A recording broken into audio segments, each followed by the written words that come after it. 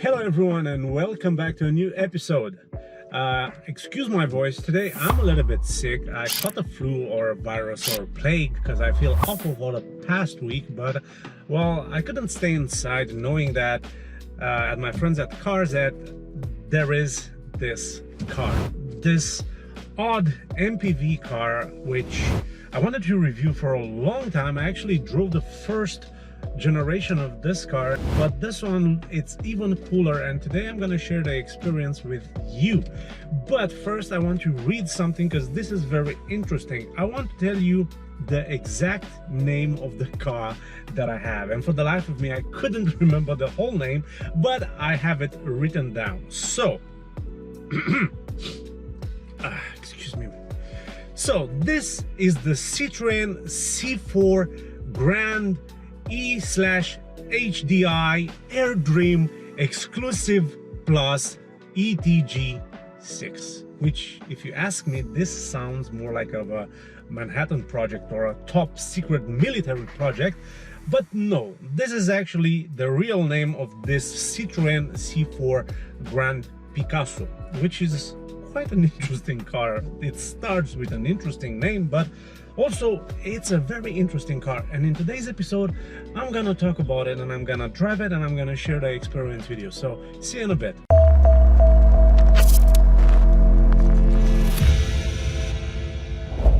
The first generation of the Citroen C4 Grand Picasso came out in 2006 all the way up till 2013, when it was replaced by this, the second generation, which actually was created all the way up till 2022.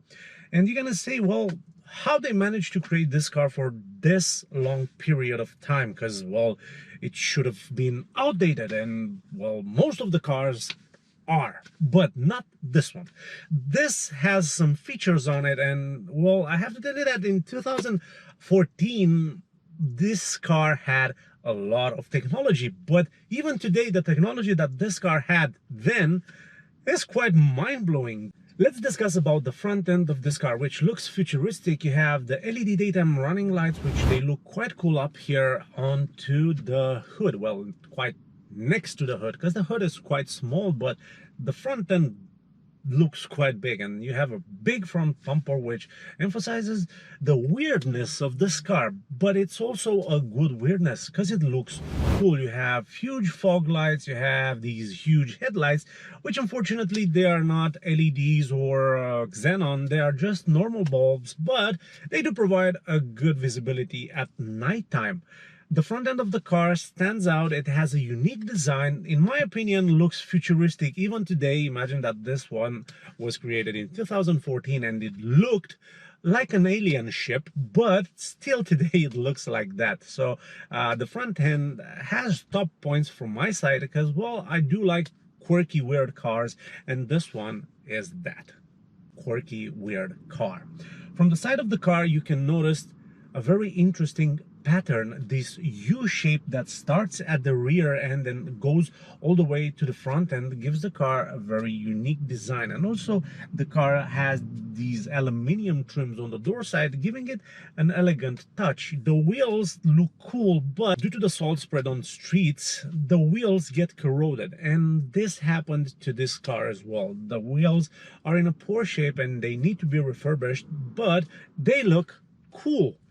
Now let's go into the rear end. The rear end has the rear view camera, which is quite a neat feature to have because this is a big car. It has 7 seats. If you need to get into narrow places, you're gonna need the rear camera, but it also has front and rear parking sensors. Now, what I like about the rear end are the tail lights. These tail lights have this U shape and they are LEDs, and they look quite cool at nighttime, but also at daytime because they have this plastic that is covering them, which is not colored.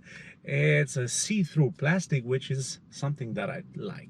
Also on the rear end you have a rear roof spoiler, which gives the car a sense of sportiness, but well, that's what actually is the sportiest thing on this car, because except the rear spoiler there's nothing really sporty about it. But also the rear end of the car looks cool, looks modern. Even today in 2024 when I'm filming this car, I do like the rear end. The whole shape of the car is very modern, very futuristic, and really it stands out. I think it's one of the best looking MPVs out there. And regarding the whole elements of the car, like interior, exterior, and well, we're gonna leave the engine apart a bit, this is quite a cool car.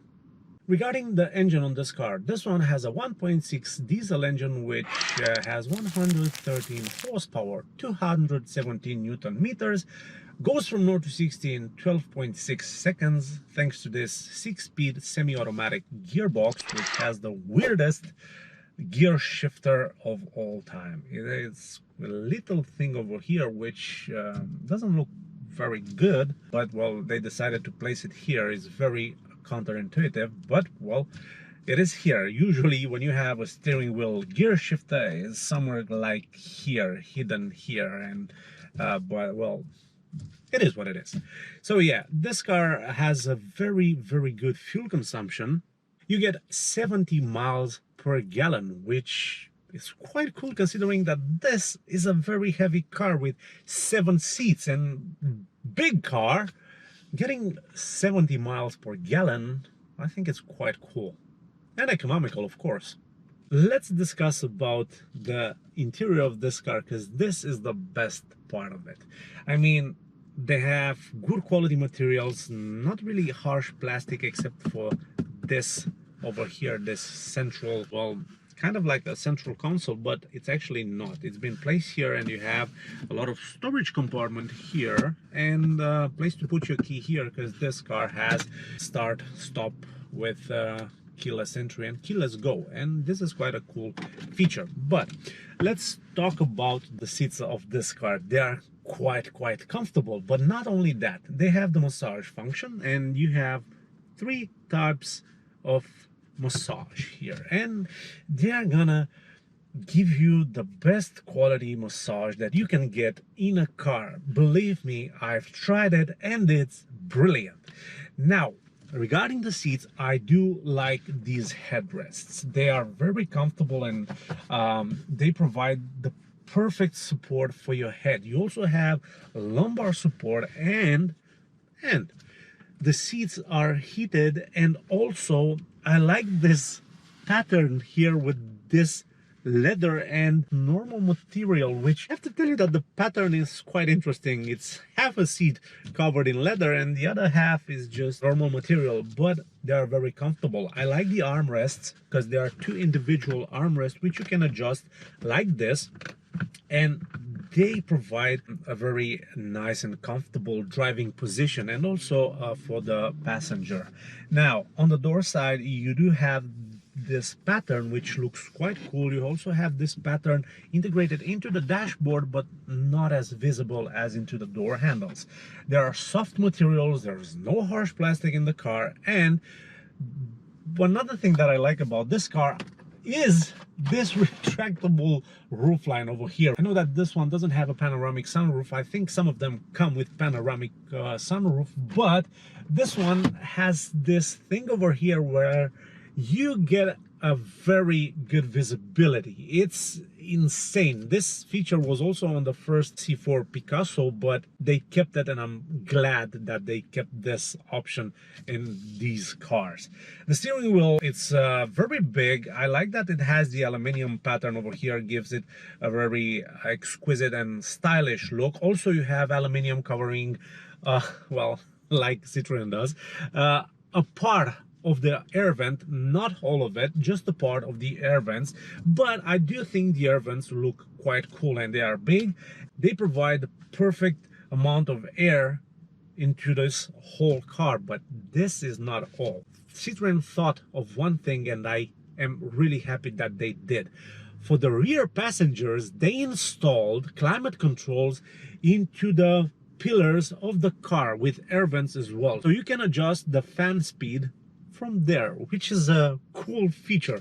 But let's stay into the front of the car, and after that I'm going to explain to you the rear seats as well. You also have 2 cup holders right here. Now, if you ask me, I would have placed the cup holders here because they are more intuitive to get. They place it here, and you have to rich a bit for them, which is not ideal.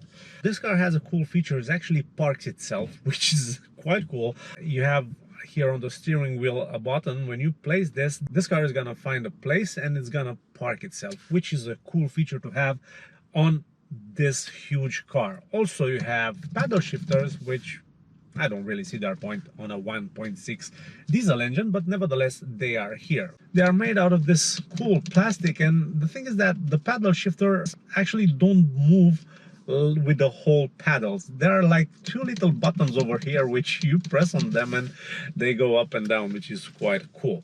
The design of the dashboard is futuristic. You have in the middle a big screen, which normally is the gauge cluster, which is placed over there, and you have a lot of information, and we're gonna go through that. And in the middle you have a touch screen like the infotainment system, but also it has some buttons on the side which are, well, are not physical buttons, but somehow they are. They are a piece of plastic, a whole piece of plastic, and when you press onto the little pictograms on it, the screen actually shows the specific pictogram that you pressed. So this is quite interesting. I got this car from my friends at Carzet. Carzet are a specialized second-hand car dealership located in Ipswich. All the cars come with 6 months REC warranty, which is extendable up to 3 years. If you want to part exchange your car, they can help you with that. If you have a low credit score and you need finance, Carzet are your guys. And if you want your car to be delivered all the way across UK, Carzet will do that for you. Also, they were awarded by Auto Trader for their excellent customer service. So check them out at carzet.co.uk. Into the gauge cluster, you can see that you have a couple of features. For example, this is the cruise control that this car has, and it shows you the car in front of you, but also shows you the navigation over here, which is quite cool because this is quite an adjustable gauge cluster, and I like it considering that this is a 2014 car. Now also you have here photos, and it's quite interesting. You can watch a couple of photos while you're driving this car, which is cool. And also the park itself function, as I mentioned. So you have a button on the steering wheel right over here. When you press this button, this is gonna show up on the infotainment screen, and you can see that it actually can park itself. Now, I wanted to talk about the safety features that this car has. You have blind spot monitoring, lane assist, lane departure, and also park assist, which this is the feature that I mentioned a little bit earlier from the steering wheel. Now, getting back to the gauge cluster, you can see that you can adjust things from here. This is the night driving mode if you don't want to be bothered, and this can be activated from this button over here as well. One cool thing in the gauge cluster is when you activate the cruise control, check out how this actually changes here. It's quite a cool feature. Honestly, this car has a lot of features on it, and I truly really like it. It is a very modern car even today in 2024, and yes, I do like it. It stands out on the outside, but the interior is very cool and very futuristic.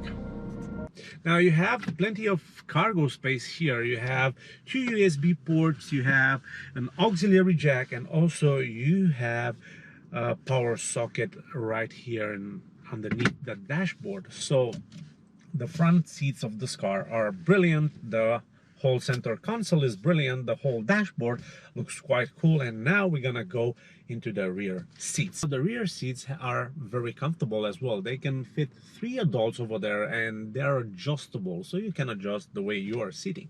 But also you have privacy glass, and also you have sunshades, which they are manually adjustable, and you can hang them up here or down, which is a quite cool feature on this car. Also, as I mentioned, in the rear seats you also have 2 air vents and also 2 climate controls for both passengers, for the left and right, which this is something quite cool and I really like about this car.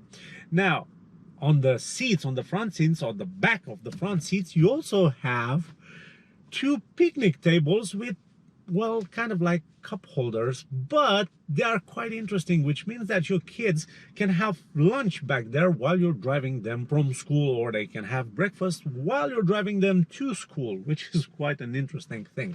Now, getting into the third row, this is something easy. I'm gonna show you right now how you can do that.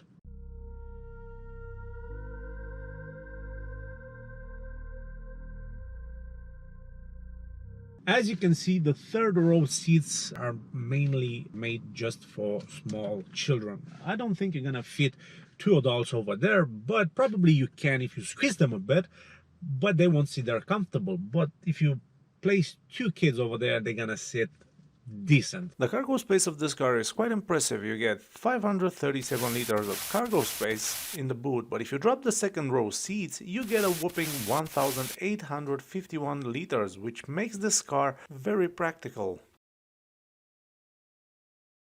Now putting the seatbelt on, and like usual, I'm gonna drive this car and share this truly nice experience with you. First, I'm gonna put the car into drive, and yes, from this little gear shifter here, which yes, it's still weird. Let's deactivate the parking brake and let's go.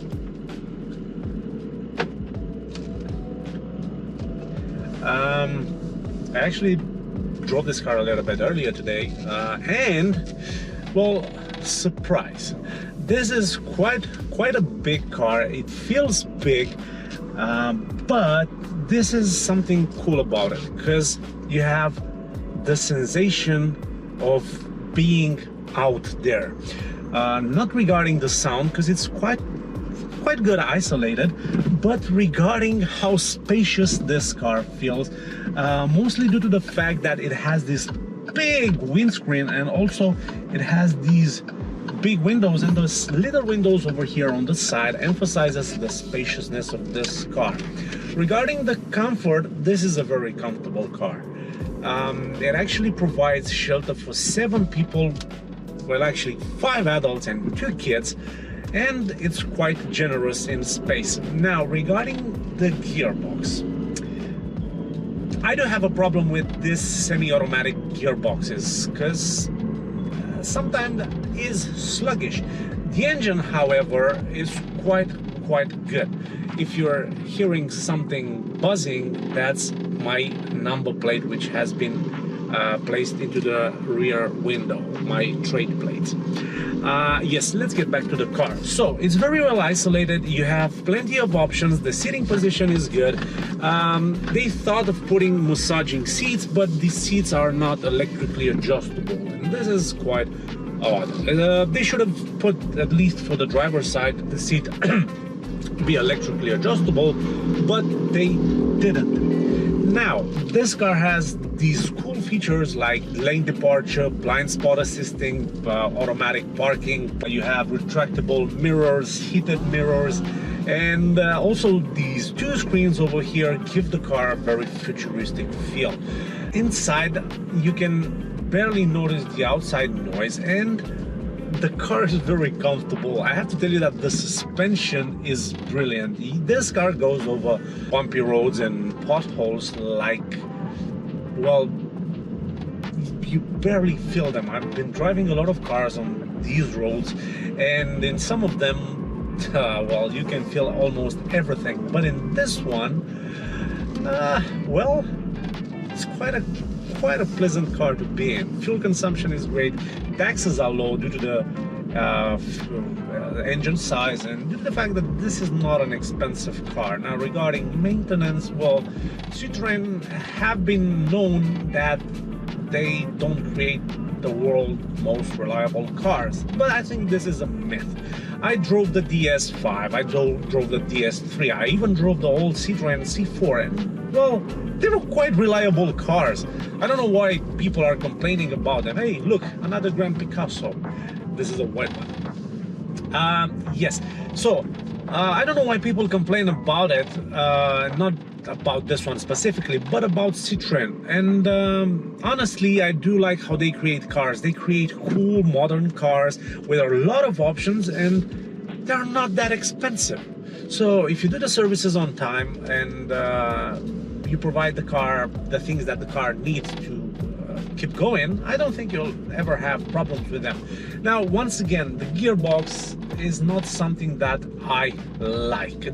This semi-automatic gearbox is sometimes sluggish, but once you get adapted with this car, once you drive it daily, it's not gonna feel that, well, that clumsy, but it's definitely not comparable with the DSG from Volkswagen or BMW ZF, so all other cars with better gearboxes than this.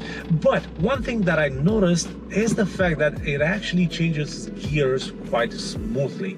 When it knows what it's doing, it does its job quite good. But sometimes I think it just loses itself and doesn't know how to react. It's just like a scared person. I'm like, oh, what do I do now? What do I do now? Should I change gear? Should I stop? But